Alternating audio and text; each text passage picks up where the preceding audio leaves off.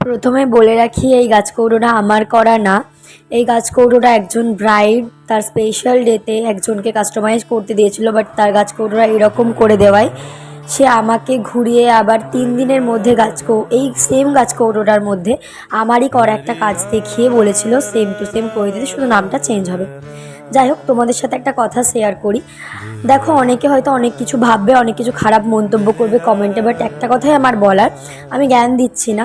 দেখো, আমিও খুব বড় কিছু হয়ে যাইনি, আমিও জানি, বাট আমি একটা কথাই বলবো, সবাই কাজ না অবশ্যই নাও, বাট সবার প্রথমে খুব ভালো করে প্র্যাকটিস করো, তারপর কাস্টমাইজ করো জিনিসগুলো, কাজ নাও।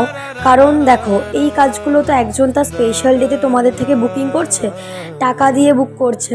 যাই হোক, তো সে যখন তার এক্সপেকটেশনের বাইরে যে সুন্দর জিনিসটা পাবে সে খুব খুশি হবে, আর যদি এরকম কিছু পায় সে অনেকটা স্যাড হয়ে যাবে। তো